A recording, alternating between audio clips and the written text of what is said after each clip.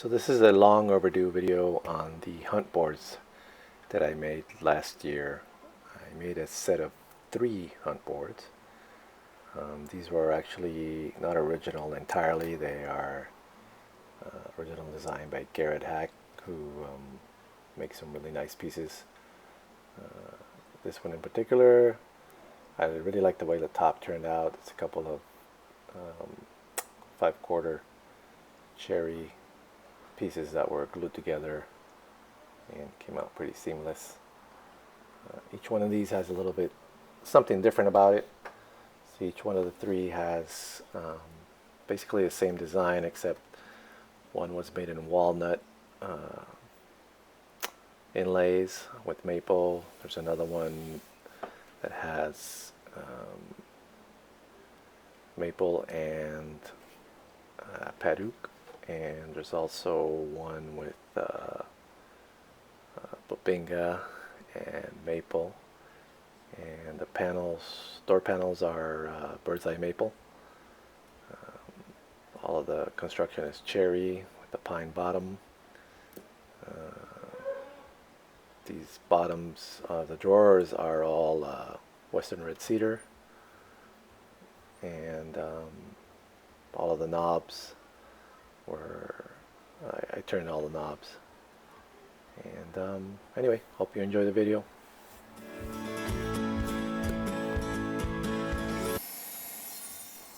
So here I am ripping the legs for the hunt boards.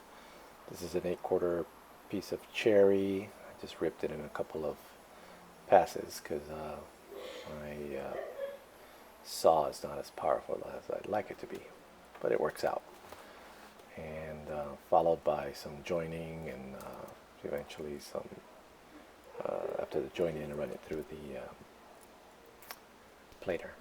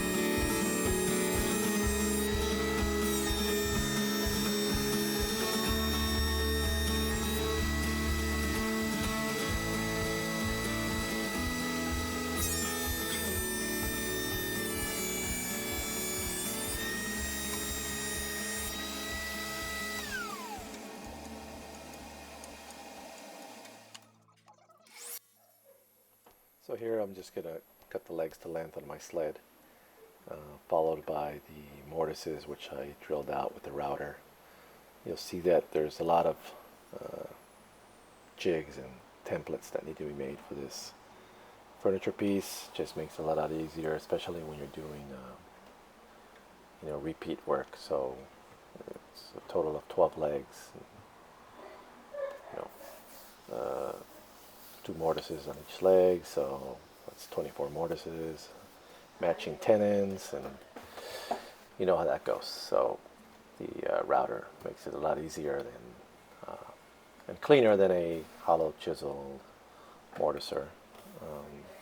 So that's kind of my preferred method when I'm doing sort of repeat work like this, and not just a one-off.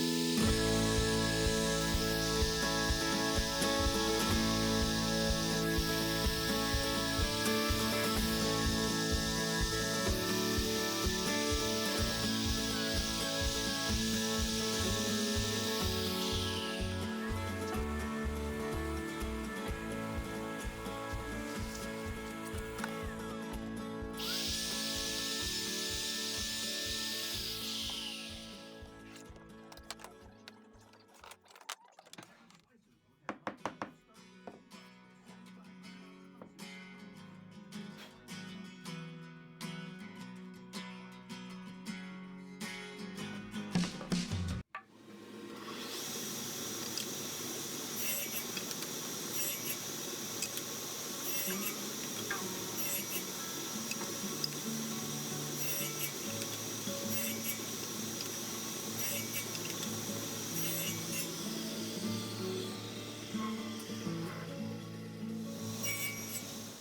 here I'm just using my tenoning jig to cut the tenons for the runners, and then paring them down and making sure everything fits.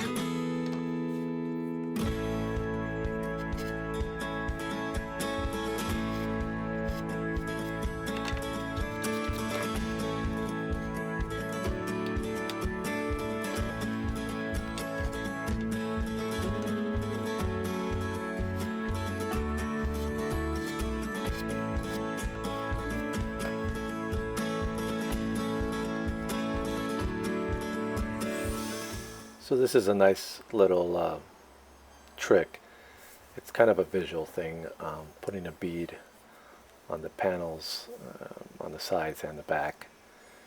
So these horizontal panels have a bead which then fit into the rails and stiles, and so on the rails at least, that bead creates a shadow that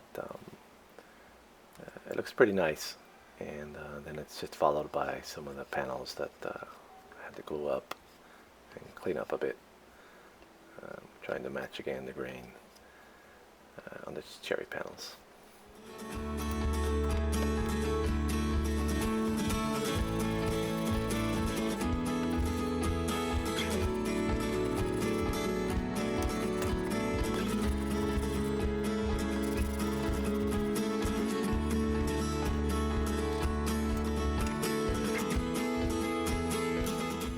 So here are the panels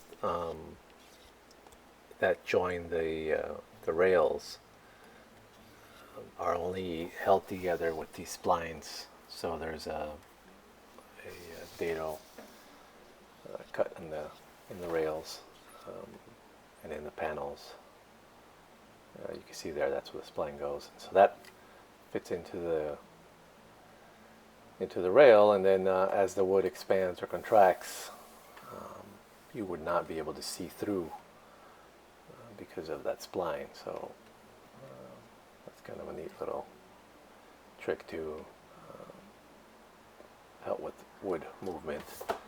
And at the same time, because I put the bead on the panel, even if you were to have some shrinking, that shadow that the bead creates sort of distracts from any shrinking that may have occurred, and you wouldn't see it anyways because that spline is covering any possible or the possibility to see through it.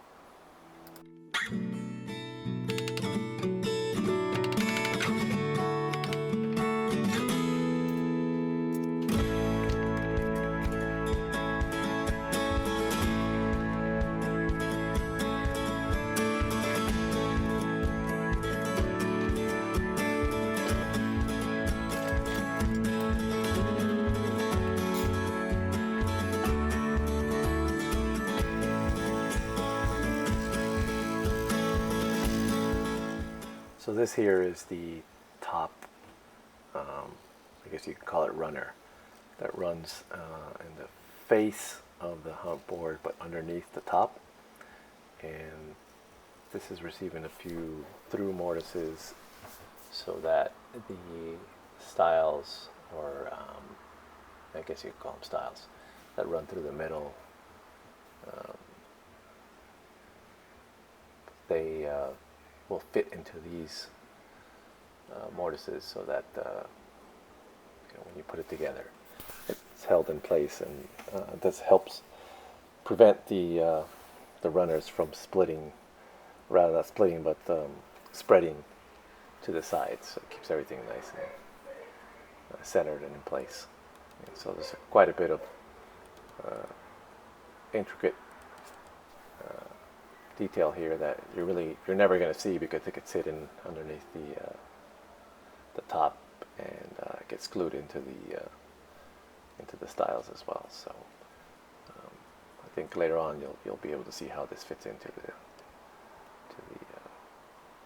the body of the piece.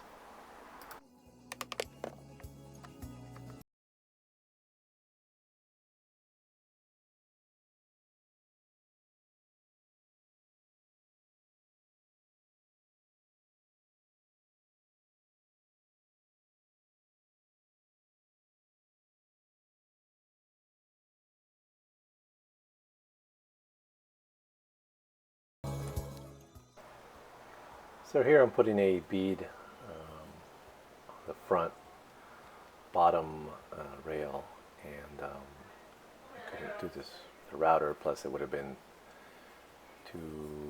I think it would have been too thick. The smallest I can get is like 1/8, but that would have been still too thick. And anyways, because of the curve, you can't do that in the router, so it has to be done with the hand tool. And so this is just a bead that I put in with the cutter, and a little bit of elbow grease. I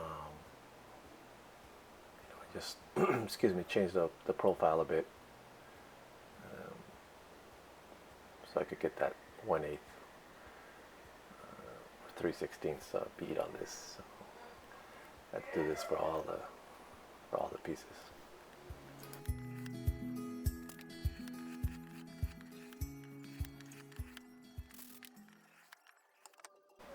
Here you can see the piece that I was working on earlier, and this is how these fit together. Essentially, this goes on the front of the hump board, the styles and rails, if you will, of the drawers, and where the drawer runners fit into the front piece.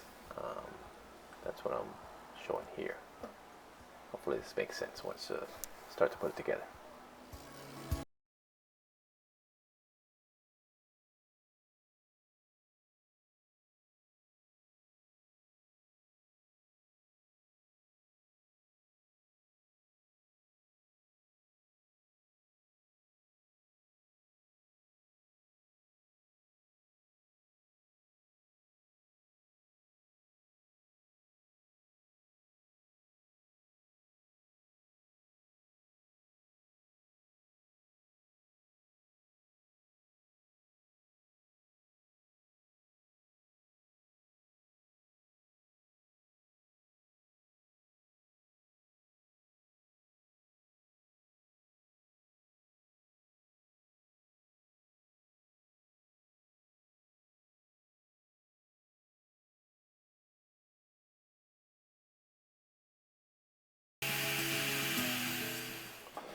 So here I am routing in a basically a dado, but this is for a sliding dovetail, and I'm using shims on the guide in the back, different thicknesses, about 1/8 and 1/16, I think, to just kind of instead of repositioning the guide, I just use shims, and that way I can route out the sliding dovetail so that the width is thick enough to take in the divider for the case. There are two case dividers that go in there. And then next, just doing a little sanding on the drawers before I assemble them, and also working on the bottoms, which are Western red cedar, and these are panels that were glued up. They're about 3/8 inches thick, and I just bevel the edges so that it can fit into the dados cut into the bottom of the drawers.